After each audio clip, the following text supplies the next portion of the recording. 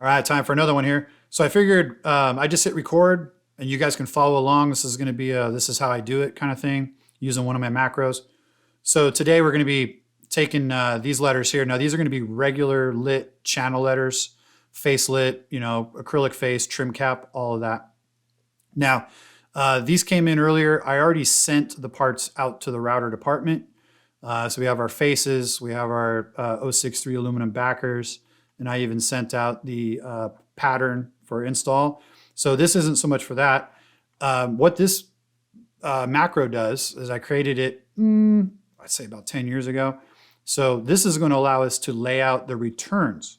So this will give us the information we need to lay out returns onto the letter coil, the aluminum coil, and then I can just start bending up parts and get them all ready. That way, when the backers are routed, we're ready to go. Put the chocolate with the peanut butter. So this is kind of how this is how I do it. So let's get after it. So I'm going to take I'll just take the backers here, not the faces, the backers, and I'm just going to copy and paste those over to a new page. Now, for those playing along at home who don't know what's up with regular channel letters that we call them, face lit channel letters, pan channel, I can already hear everyone screaming and yelling at their screens, pounding on their keyboards, saying, you know, they have machines for this. How come you guys, you know, we have running water, we have a civilization now, we use tools. How come you don't have a machine that does this like every other sign company? Well, our company's like right on that.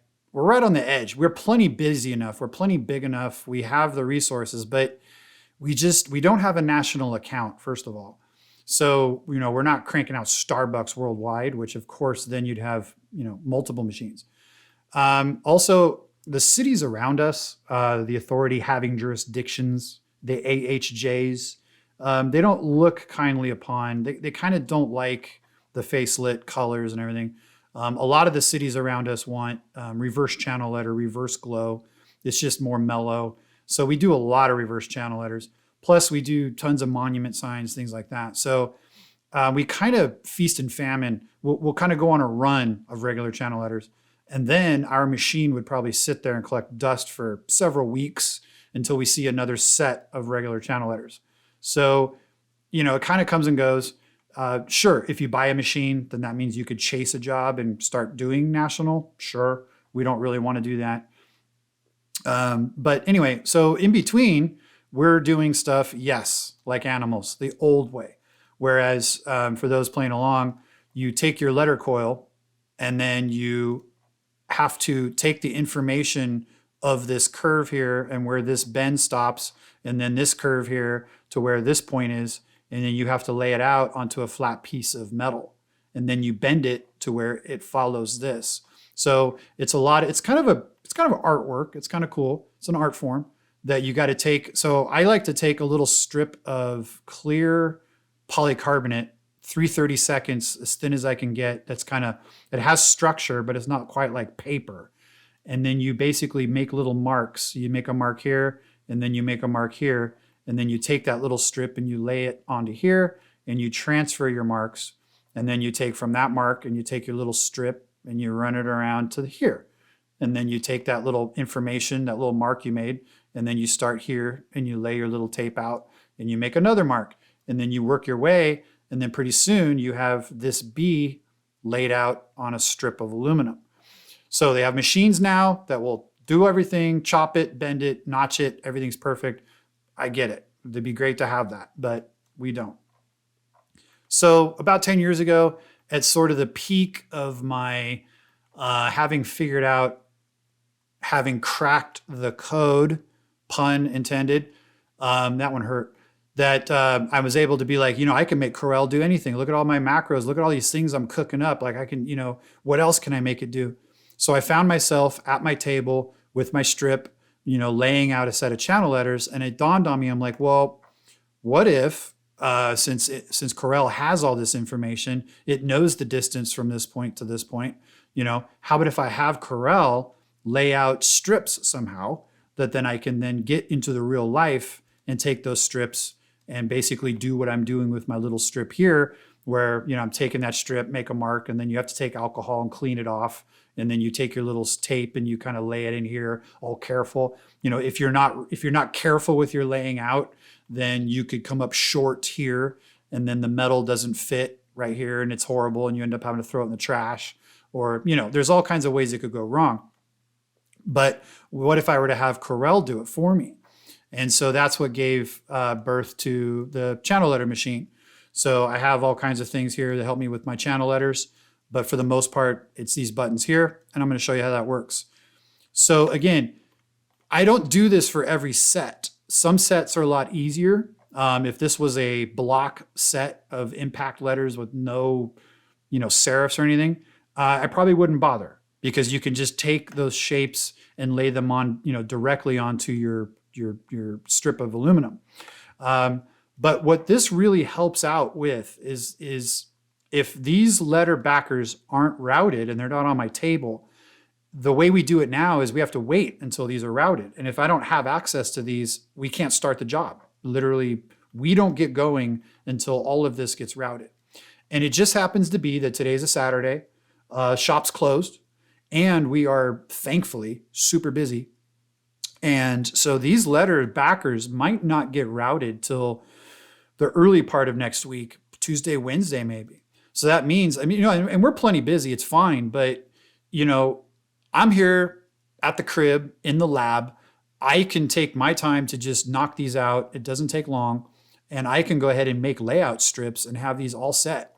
And I can hit the ground running Monday, chop my little strips out, get them all laid out. I can start laying out metal, get it bent, and have a big pile of metal, which is exactly what you end up with the channel letter machine. The channel letter machine will spit out a bunch of metal all notched and bent and ready to go. So I will be there similarly, but I will use my macros in order to do that. So just figured you'd maybe be cool to just follow along, show you what's up. So that being said, let's get after it. So what I like to do is I like to take my Send It here, and we want to strip out all the stuff that we don't need. So again, one of the important things, there's a little speech. One of the important things about macros is not only do they just allow you to do things over and over easily, but they also will allow you to do several things at once that will then compound and multiply in importance later. So one of the things that my macros do when I want to make circles, which is one of the most boring things you can do. So sure, it's easy. So I have a 0.25, I have a 1/4 inch circle here. So if I want to make another one of those, then all I got to do is hit this button and it makes another one here, right? And I can make as many as I want by hitting these buttons. I can make a 1 inch circle here. But what's most important is that each of these are named. That's what my macro does. So this has a 0.25 name. This is a 1 on layer 1. These are all named. So the important thing is now I can go back and find these things later. That's one of the most important things that my macros do. So I want to select one of these. I grab my Send It. I hit pick. It picks the name. You can see it's loaded. Now I can just select everything, and it's going to dig out all my quarters. I can just pull them, get rid of them. We're good. Arrows, pick, red outline arrow. You see that's named because every time I make it, it's named. I just go like this, go, get some. Power holes. These are the power through. These are PWRs for power. If I hit here, it finds them, gets them out of there. I don't need them. These are strain reliefs. So next to the power holes, we run a little piece of cable, a zip tie right through there that strain reliefs our secondary out for all of our channel letters. I just picked that. That's called the SR group is what it's called. So every time it makes one, it's called the SR group. So if I hit go, now they're gone. So now we're good to go. Now I want to leave these. These are the scribes that we put into our channel letters that show the fabricator guys where to lay out our UL holes. So these are the UL drain holes. They're 1/4 inch, and that's at the lowest spot. When you're making these letters, especially these whimsical letters that are off kilt like this, it can often be hard to tell where the lowest point is per UL. So I like to put those onto the backers for the fabricator guys to know exactly where to transfer those out for the plug, for the hole, for the drain hole. Now for that purpose here, I'm going to leave them so that way I also know where they are. So now that I found everything, I don't need that. Thank you for your service. And then I'm going to also make sure that these are clear. I don't want anything, there's no backer. They're not filled. That's what it's called. Yes. Duh. Now, since I'm working with each of these letters individually, I don't need to keep them together like they would be for a pattern. So this is more of just a work page. So what I'm going to do is I'm just going to grab each letter and kind of get them away from each other. Now the E's, you can see the E is the identical letter. So each letter is the same layout. But in this infinite whatever, each of these E's is at a different tilt. It's like it's tilted wrong. So where the actual drain holes line up matters because they have to be at the lowest point. So like this E and this E are the same, but this one's tilted this way. So this has a drain hole on this side. This one's tilted this way. So the drain hole's on this side. So I'm going to go ahead and just keep these E's separate, but the same, whatever. I will deal with those as they come. But for right now, I'm just going to do a couple of these letters for you guys, and then I'm just going to carry on and do it, knock it out for the day's labor. But I thought I'd just show you a few of these. And again, it's just, if you want to watch, cool. Maybe somebody at my shop who wants to sort of get cracking with this stuff and help me out. This will be sort of a how-to. Or, again, thank you for subscribing, all you super Corel nerds. But kind of show you what, possibilities of macros. They don't just have to be there to help you do things in Corel. You can actually have them transfer into IRL. So I'm going to start with this B. And so what it's going to do is I'll just show you what it does. Like I said, instead of taking that tape and laying it out, it's essentially going to create strips that I can print. So first thing I'm going to do is I'm going to break nodes that are important. So it's no different than laying it out by hand. You know that this node here is important because this is where a bend is. So when you're laying out on your strip of aluminum, you need to make a mark for this and you need to make a mark for this because that's where the bends are going to be. You need a mark there and a mark there.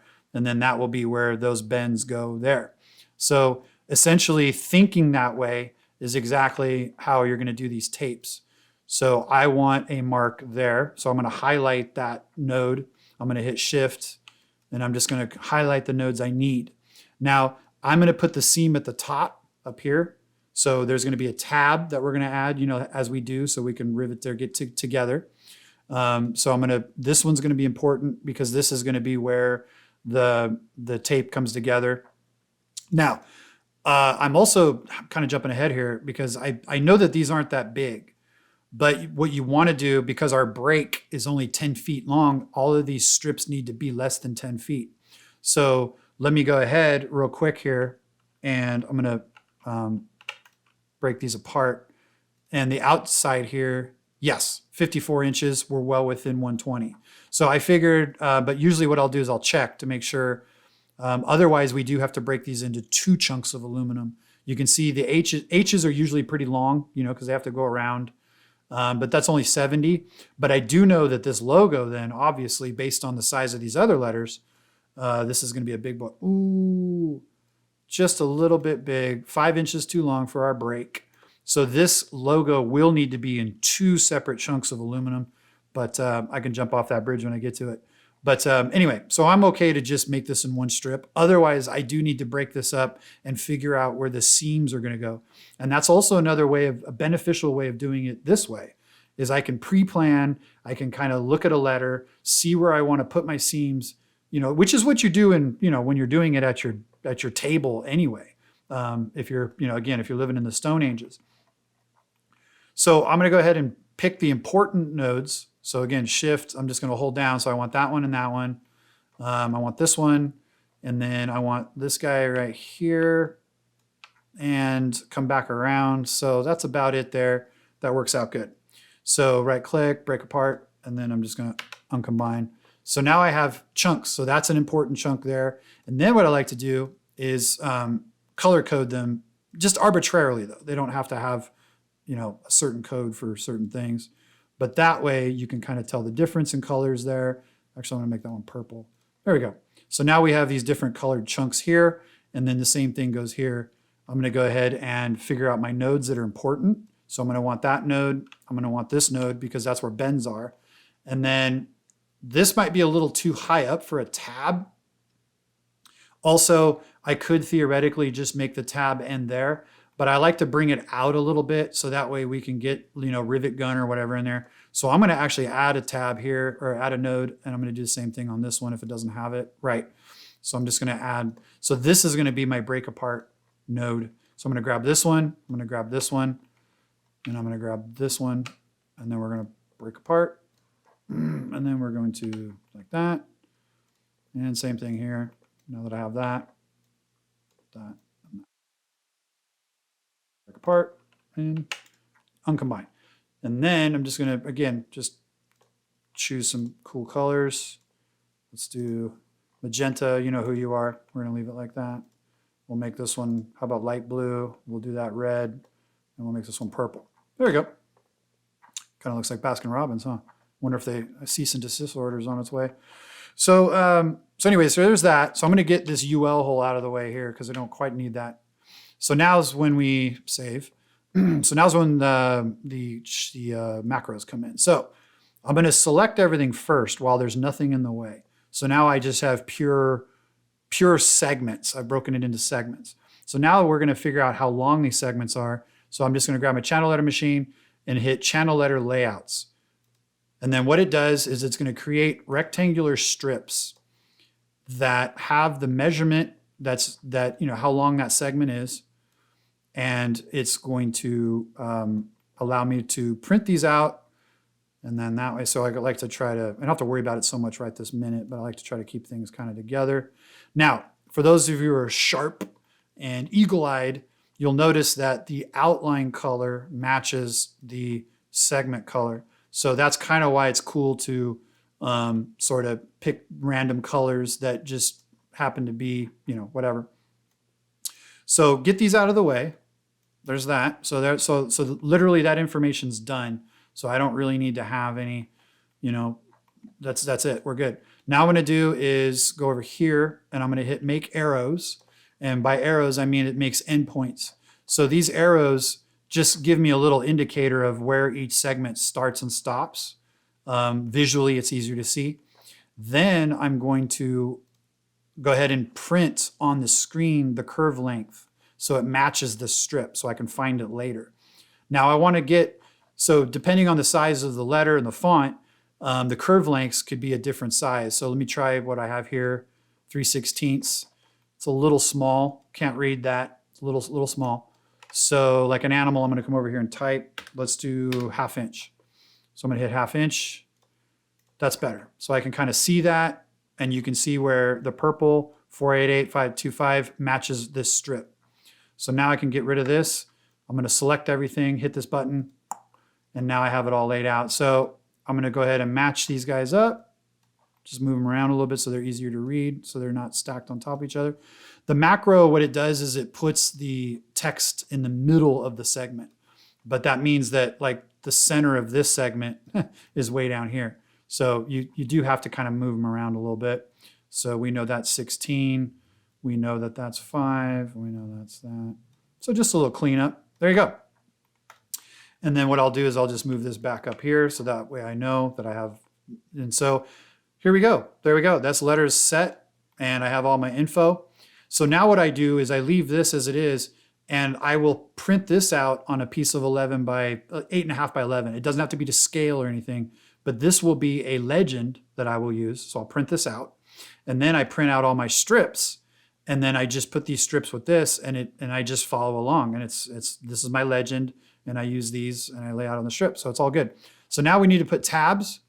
So now I need to make a decision as a fabricator where I want my tab to, because right now these two pieces of metal just bump up against each other. We need to create a seam and we need to put rivets. So I'm going to make this one long. And so I'm going to go over here to I have add tab left, add tab right. So if I hit this button, this puts a tab grouped right there. So this lets me know that the purple comes along, and then the purple has the 1-inch tab. And so I'm going to come up here, since that's this guy, right? And then I'm just going to select this, and it's going to add a tab. So this is my rivet tab, and I know that it goes onto the 4.88 whatever. And it's all grouped together. We're good to go. That's the only one I need. And then these guys here also need tabs. I'm going to make these ones the long ones, and I'm going to add a tab to that. And I'm going to add a tab to this one. And now I just need to go find these guys here. So the 1.1227, that's this guy here. I'm going to go ahead and add a tab to that. Make sure it's grouped. And then the 1.16425 guy, I'm going to add a tab to that. Make sure it's grouped. And we're good to go. And so now I have this guy laid out with its tabs. And then the last thing I need is I need a UL hole at the end of 16.38. So I go find 16.38. Now, this brings into these guys here. So this whole thing gets printed out on our office printer. So we have, a big boy office printer, networked, big, R2D2 droid looking thing, and it prints 11 by 17. So of course we have a plotter department, we have a vinyl shop, we can print huge patterns. But what I don't want to do is involve time and labor and hit someone else's cost center on this job. I want to keep it me, purely everything I can do myself. So what I do is I make sure that everything, all these strips can fit on an 11 by 17 piece of ledger or tabloid paper, whatever you call it. And so anything that obviously is longer than that with margins and such, I have it break it up into 2 strips. So I have it take a 10-inch strip, and then I have it add together and group together the remainder of what's left of this. So if you take this 10-inch, make a mark, and then you take this and make a mark and extend it, you will get 16.38 overall when you take that. So anything that's over 10 inches is going to be broken up into this sort of strip system.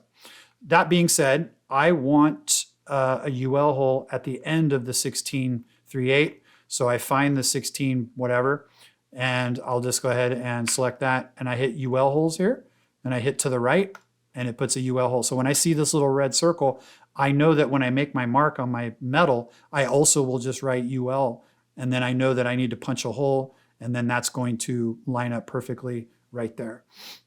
Again, I will have this as a legend in front of me though. So as I'm laying out, I can follow along, and I know that I'll need to put the hole to one side. I won't put the hole on the bend, because then half the hole, you'll see it kind of like a half circle here, and you'll see a half circle there. So I know, looking at this legend, that I will keep this hole actually kind of, to the edge like that. But I don't need to do that. I know what's up. So anyway, so now this B is all set up. So I have all my information is set. I'm good to go. So this is how I get it ready for print. So I already have this set up for 11 by 17 on rectangular. I just hit this little button here, and I got myself an 11 by 17. Now I just need to nest these in a way that makes sense. Also, I don't want to print this actual shape.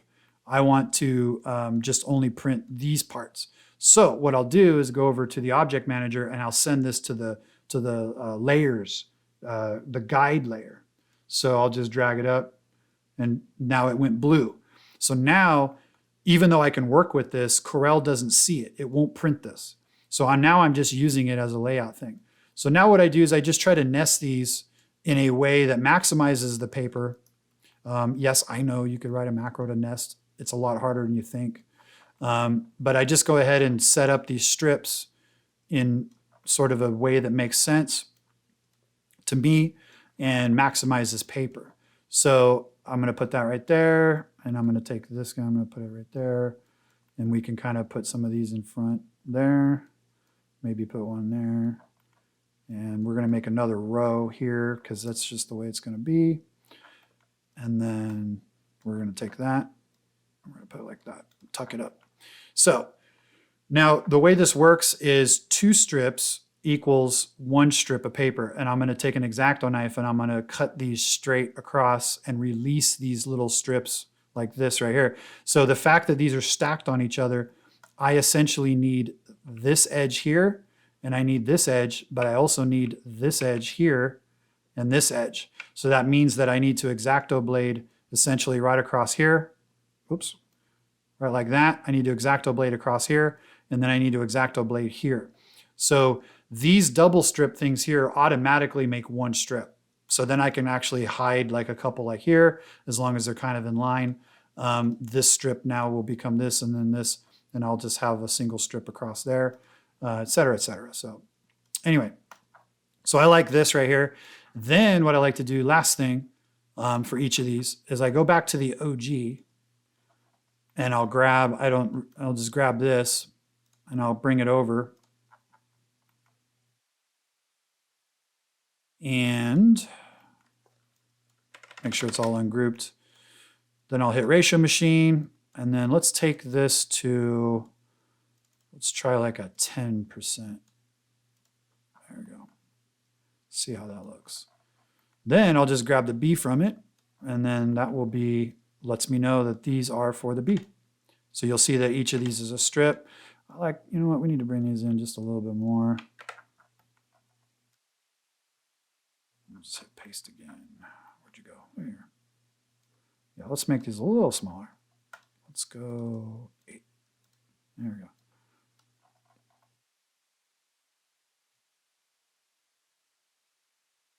There we go. I like that. So there you go. So I'm going to put that in front, just like that and like that. So now, and I double checked this when I first got this going. Our office printer prints to scale just perfectly. So I send it a 2x2 square through Corel. It prints it. It calipers out just right. So each of these strips are 3/4 inch tall, exact. So I will double check when I do a print in case the scale's off or something. I double check that this strip is 3/4, and if it matches up good, then I also know that this is almost a quarter, 2.7. So I'll measure that. And if everything's jiving with the X and the Y and everything's to scale, then I go ahead and just print this sheet. Then I take an X-Acto knife, I go to the first shop, I go to the vinyl shop, and I slice these out. And I'll just take, and what I do is I slice a little bit off, and then this little line here and this darker color here is where I make my mark.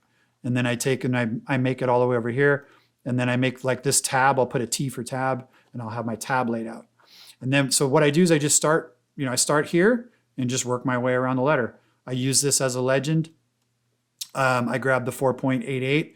I lay this guy, find this one. I lay it down on the strip, make my mark, and then I go and find the 15.74, which is this one, 10 plus 5, 7. And I go ahead and make that next. I put a little check mark on it. I'm done. And then I take the 16.38 and I make, and I make that little mark and I work my way around it. So this is the way it works. It works great. It's super accurate. And it's a great way to, if you don't have a channel letter machine, but you want to get started on the job and have it all set up for yourself and get ahead of the game, it's a great way to do it. Like I said, I don't always do it. If it's a set of simple letters and the backers are sitting there already, then I just get after it right. I'll just go after it right away. So I don't even mess with this.